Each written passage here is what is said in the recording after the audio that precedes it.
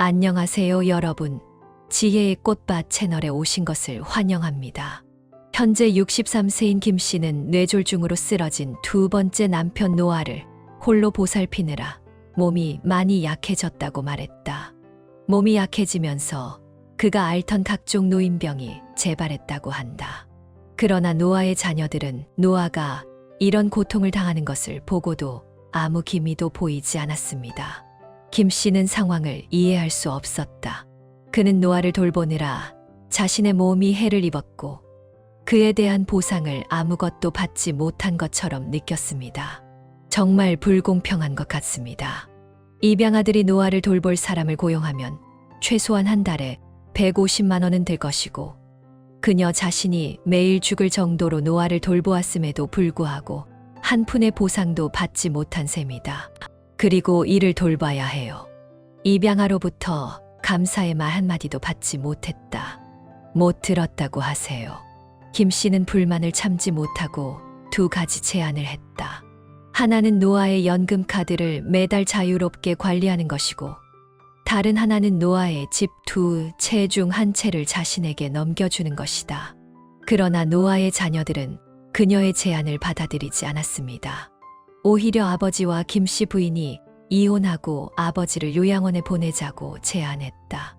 김 씨는 노아가 눈물을 흘리며 말하는 모습을 보고 가슴이 아팠지만 결국 이를 악물고 평생 행복하게 살도록 내버려 두었다.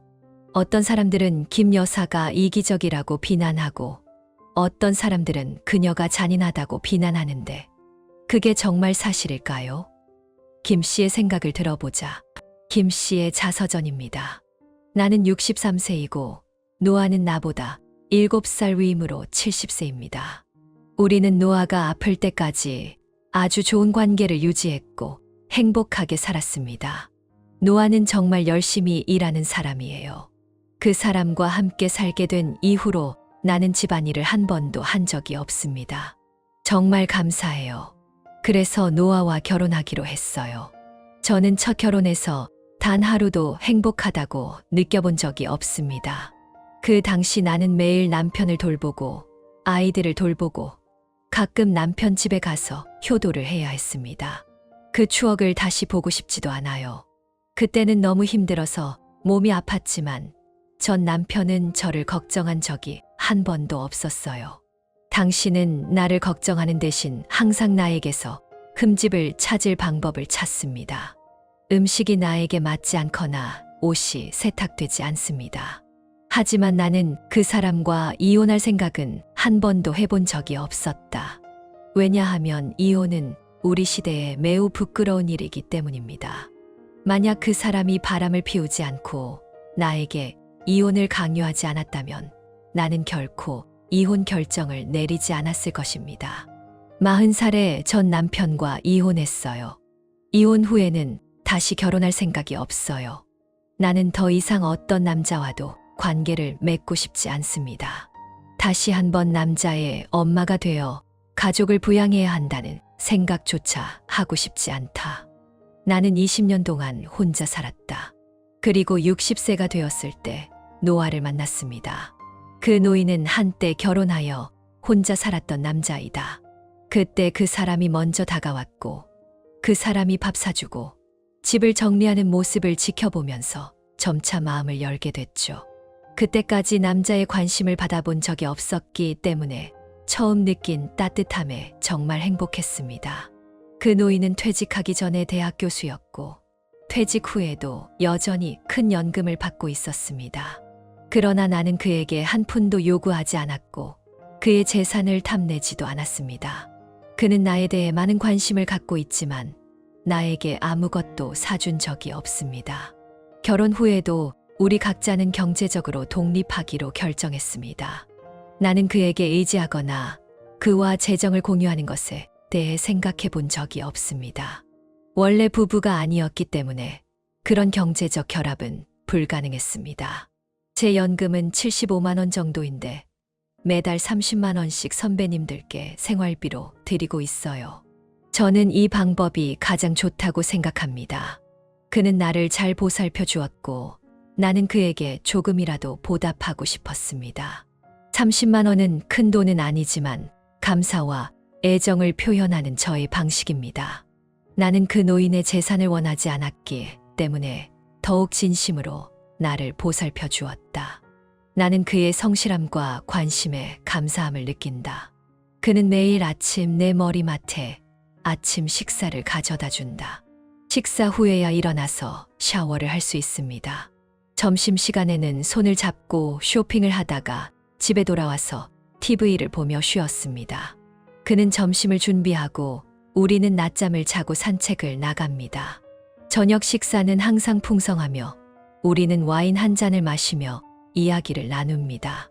평화롭고 행복한 나날을 보내던 중 안타깝게도 결혼한 지 2년 만에 큰 사고를 당하게 되었습니다. 그날 밖에는 눈이 많이 내리고 있었고 집 밖에는 눈이 목까지 차 있었습니다. 그런데 그 당시 집에는 야채가 없었기 때문에 노인은 쇼핑하러 나가겠다고 말했습니다. 같이 가고 싶었는데 눈이 미끄러워서 위험하다며 말리더군요. 그런데 저를 너무 걱정해서 길에서 미끄러져 세게 넘어지셨어요. 의사는 그가 심각한 골반 골절을 입어 수술을 받았음에도 불구하고 더 이상 일어설 수 없다고 말했습니다. 그는 그렇게 침대에 누워 움직일 수 없었다. 갑작스러운 사고로 인해 마치 꿈을 꾸는 듯한 기분이 들었습니다. 그가 병원에 있는 동안에는 아이들이 번갈아가며 돌보았지만 퇴원 후에는 다시는 한 사람도 나타나지 않았다. 그들은 나에게 장로의 보살핌을 맡겼고 나는 그의 평생을 나 자신이 맡았습니다. 빨래와 요리는 괜찮지만 노인을 목욕시키는 것은 정말 어렵다. 그는 너무 부어서 그를 움직일 힘조차 없었습니다.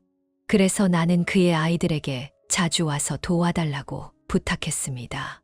그러나 그들은 항상 실제로 도움을 주지 않고 말로만 약속할 뿐입니다. 그 노인은 오랫동안 목욕을 하지 않아서 몸에서 악취가 나고 나는 그 냄새를 참지 못해 몸을 씻어야 했습니다. 화장실에 데려갈 힘이 없어서 방에서 목욕을 시켜야 했어요. 나는 그를 욕조에 앉히고 온 힘을 다해 목욕을 시켰다. 그는 땀에 흠뻑 젖어 괴로워했습니다. 그 후 나는 그의 몸을 끊임없이 씻어야 했고 집은 항상 젖어 있었습니다. 이런 힘든 시절이 6개월 정도 지속됐고 그의 아이들은 명절에만 가끔 찾아갔을 뿐 정기적으로 찾아온 적은 없었다. 나는 종종 내 방에 혼자 있으면 불편함을 느낀다. 생각하면 할수록 안타까운 마음이 듭니다. 그 노인의 전 재산은 왜 자식들에게 속해 있었고 나는 왜 그 노인을 장애자로 내버려 두고 나에게 맡겼는가. 내가 이 노파처럼 고통받는 동안 모두가 나를 아무 보상도 없이 당연하게 여겼습니다. 당시 노인연금 카드는 아들 손에 있었는데 아들은 더 이상 자립할 수 없어 아버지 연금을 관리하겠다고 했다. 매달 약값으로 몇십만 원만 주고 생활비로 30만 원만 주고 나머지는 다 지켰어요. 나는 점점 더 화가 나기 시작했습니다. 이 돈은 너무 쉽게 들어오는데 나는 그렇게 열심히 일해야 하는데 왜 내 아들이 모든 혜택을 받는지 이해할 수 없습니다. 그래서 나는 그의 아들에게 정식으로 요청했습니다. 나는 그 노인의 집 2채 중 하나를 나에게 주거나 그의 퇴직 카드를 처리하도록 요청했습니다. 나는 자유롭게 관리하고 다른 사람이 간섭하지 않도록 하겠다고 말했습니다. 나는 그가 동의하지 않으면 그 노인과 이혼하겠다고 선언했습니다. 내 제안에 그의 아들은 전혀 현실적인 생각이 아니다라며 내 말을 듣지 않았다. 그 사람이 내 어려움을 인정하지 않는데 왜 내가 그 사람을 계속 노예처럼 돌봐야 하는지 이해가 안 돼요. 나는 짐을 싸서 삼촌 댁을 떠났습니다. 떠나기 전 아들에게 전화를 걸어 앞으로는 아버지를 잘 돌봐달라고 부탁했다. 그리고 저는 지금 당신과 이혼하겠습니다. 라고 말하고 전화를 끊었습니다. 떠나기 전 노인의 얼굴에는 눈물이 가득했지만 내 마음은 흔들리지 않았다. 나는 뒤도 돌아보지 않고 떠났다. 사실 저는 노인을 전혀 싫어하지 않습니다. 현재 상황에서는 누구도 그를 대신해 결정을 내릴 수 없다는 것을 알고 있기 때문입니다. 내가 싫어하는 사람은 그 사람의 아들이다. 그는 아버지가 고통받는 것을 보면서도 자신이 가진 재산을 형의 행복보다 더 중요하게 여겼습니다. 나는 즉시 남편과 이혼하고 다시 혼자 살기 시작했습니다. 나중에 아드님이 동생을 요양원에 보냈다는 소식을 들었습니다. 노인네가 요양원에서 고생을 많이 했다고 합니다. 그의 상황에 공감하면서도 오히려 내 자신이 걱정됐다. 제 생각에는 배은망덕한 사람들에게 둘러싸여 있다면 그 사람들과 거리를 두고 자신을 보호하는 것이 최선의 선택이라고 생각합니다. 그 이야기를 듣고 난 이렇게 말하고 싶다. 이 세상에는 절대적인 옳고 그름이 없습니다. 사람마다 입장이 다르기 때문에 인식의 차이도 있고 공감할 수 있는 사람도 많지 않습니다. 세상에는 따뜻한 것과 차가운 것밖에 없는데 결국 중요한 것은 자신을 이해하고 자신을 돌보는 것입니다. 우리 모두는 자신의 삶에 책임을 지고 미래를 미리 계획해야 합니다. 다른 사람의 행복을 삶의 조건으로 생각하는 사람은 진정한 행복을 얻기가 어렵습니다. 누가 옳고 누가 그르다고 말할 수는 없습니다. 우리는 다른 사람의 생각을 바꿀 수 없지만 자신의 행동과 말을 통제할 수 있습니다. 양심에 따라 살아가면 됩니다. 남에게 피해를 주지 않고 불이익을 받지 않으며 항상 좋은 사람처럼 살아가면 됩니다.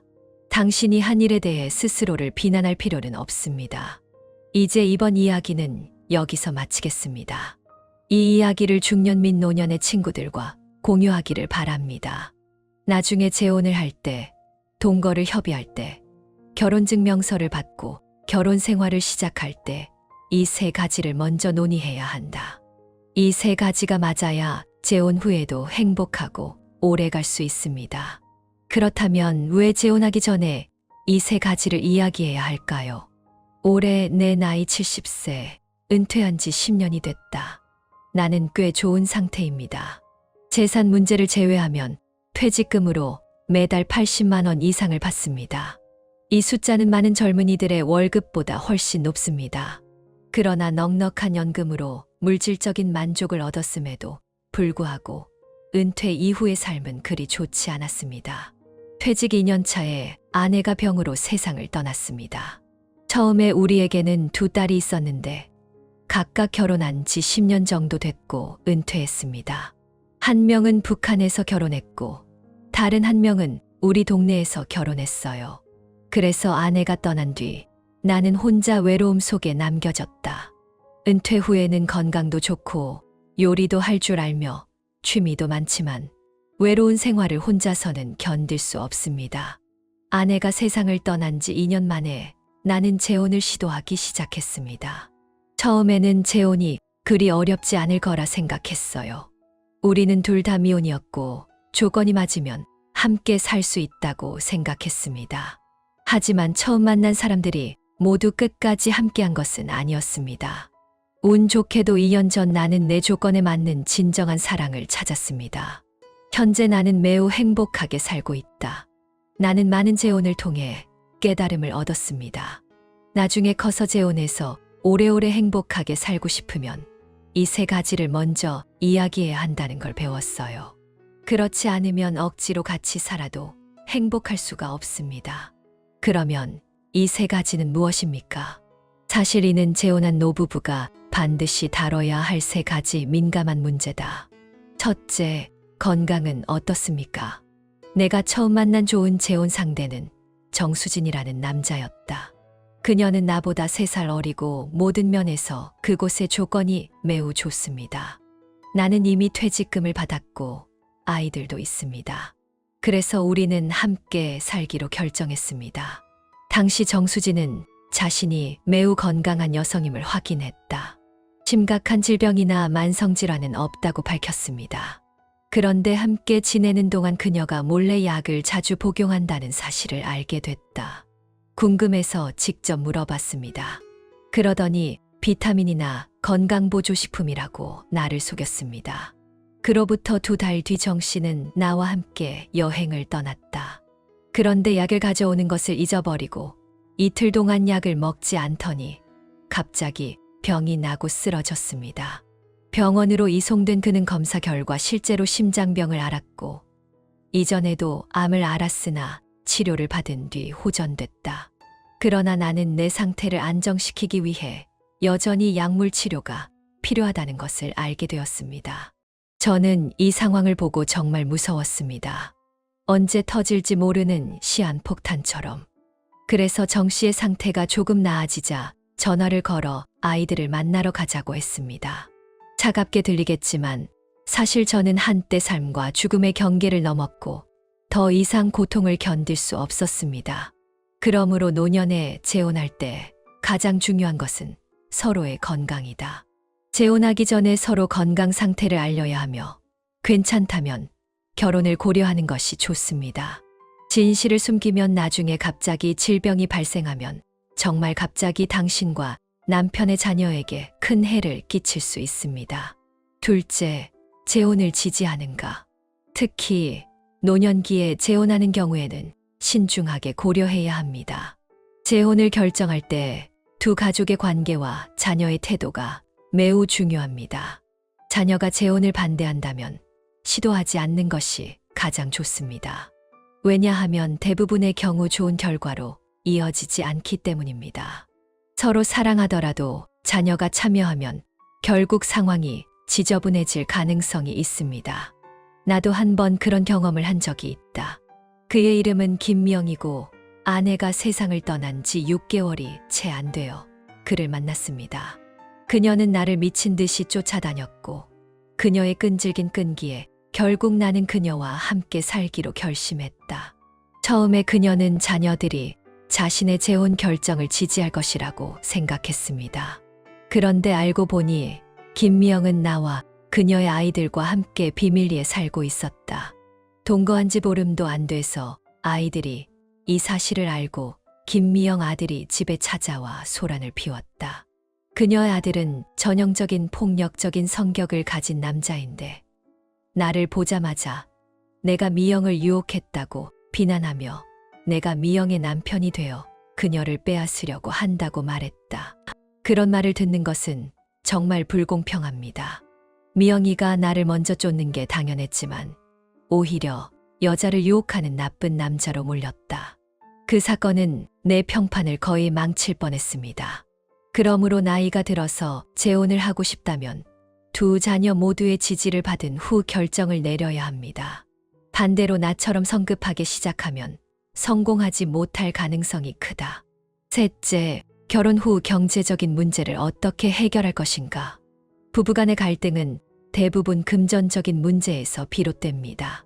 재혼한 부부도 예외는 아니다. 재혼에 실패한 경험 중 하나는 파트너가 거의 1년 동안 함께한 후 현실적인 문제로 헤어진 경우입니다. 그 사람의 이름은 밝히지 않겠습니다. 4학년 때 만난 사람인데 집안 형편도 좋고 재정 형편도 좋다. 그래서 그것은 나에게 매우 적합합니다. 하지만 그녀는 매우 꼼꼼한 계획가로 퇴직금을 모두 나에게 맡기고 결혼 후 비용의 절반을 지불하겠다고 말했지만 결국 모든 비용을 내 돈으로 지불했습니다. 친척을 방문하거나 손자를 방문할 때마다 모든 비용은 제가 지불합니다. 의료, 화장품, 건강보조식품 등 전부 내 돈으로 지불했어요. 그녀의 돈은 계속해서 저축되거나 아들의 투자를 위해 사용되었으며 손주들이 도착했을 때 그녀는 장례식을 치르지 않았습니다. 정말 화가 났어요. 더 웃긴 건 그 사람과 함께한 11개월 동안 처음에는 월급 카드에 1,000만 원이 있었는데 월 생활비로만 썼다는 거예요. 그런데 나중에 확인해 보니 650만 원밖에 남지 않았어요. 그 돈이 어디로 갔는지 물었더니 아이들을 위한 보험에 가입한다고 하더군요. 결국 저는 너무 화가 나서 그 사람과의 관계를 끊었습니다. 나는 그렇게 사려 깊은 여자를 정말 참을 수 없습니다. 이대로 가면 결국 내 퇴직금도 그 사람 손에 들어갈 것 같다. 그래서 나이가 들면서 우리는 재혼을 고려할 때 먼저 경제적으로 생존 가능한지 확인해야 한다는 것을 깨달았습니다. 결혼 후 돈을 어떻게 쓸지, 누가 관리할지, 어떻게 계산할지 의논해야 한다. 너무 어려운 과정을 거치면 안 됩니다. 나이가 들수록 현실을 직시해야 합니다. 많은 경험을 쌓고 나니 정말 재혼을 포기하고 싶었습니다. 그런데 2년 전 연말 모임에서 약한 동료인 박지은을 만났다. 그녀는 나보다 4살 어리며 나에게 매우 좋은 느낌을 준다. 그래서 다시 같이 살고 싶어요. 하지만 이번에 우리는 과거의 실패한 경험을 바탕으로 관계를 끝내기 위해 서두르지 않습니다. 그녀와 함께 이사하기 전에 나는 그녀에게 3가지 중요한 사항을 말했습니다. 박 씨의 건강 상태와 재정 분담 방식, 자녀의 재혼 지원 여부 등을 물었다. 그러자 지은이가 아주 솔직하게 말했다. 아내는 10년 전쯤 세상을 떠났고 아이들은 늘 저희 재혼을 응원하고 있어요. 걱정할 필요 없어요. 그리고 건강에 대해서는 종합적인 건강검진을 함께해서 서로의 상태를 알 수 있으면 더 좋을 것 같다고 말했다. 나는 아쿠언이 말한 것에 매우 동의합니다. 그리고 검사 결과 심각한 건강 문제는 없는 것으로 나타났습니다. 우리는 노년기에 흔히 겪는 문제 외에는 큰 문제가 없기 때문에 함께 살기로 결정했습니다. 가족 계좌 관리는 작성자가 담당하며 대인관계나 간헐적인 외식 등 기타 비용과 관계없이 기본 생활비는 1인당 20만 원씩 내야 한다. 모든 사람은 적어도 한 번은 비용을 지불하고 서로에게 너무 많은 관심을 기울이지 않습니다. 누군가가 너무 많은 비용을 지불하면 다음번에는 상황의 균형을 맞추기 위해 더 많은 비용을 지불하겠습니다.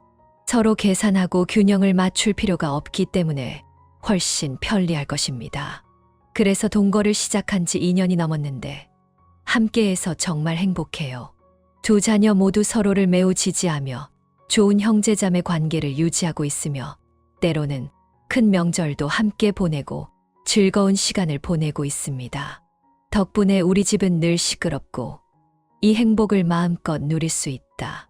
사실 나이가 들수록 더 현실적이 되어야 합니다. 특히 재혼을 고려할 때 결정을 너무 쉽게 내리거나 숨겨서는 안 됩니다. 결혼 후에 먼저 문제를 해결하는 것은 좋은 생각이 아닙니다. 결혼하기 전에 알아야 할 모든 것을 파트너에게 말하고 나중에 발견한 단점을 받아들이는 것은 정말 어려울 수 있습니다. 그러므로 재혼을 할 때에는 미리 이를 분명히 하고 서로 솔직하게 소통해야 합니다. 그래야만 재혼 후에 결혼 생활이 행복하고 오래 지속될 수 있습니다. 이것이 오늘의 이야기의 전부입니다. 오늘의 내용이 여러분에게 도움이 되었기를 바랍니다. 지혜의 흐름은 매일 새로운 글을 전해드리며 여러분이 매일 새로운 깨달음을 얻길 바랍니다. 팔로우해 주셔서 감사합니다. 다음에 또 만나요.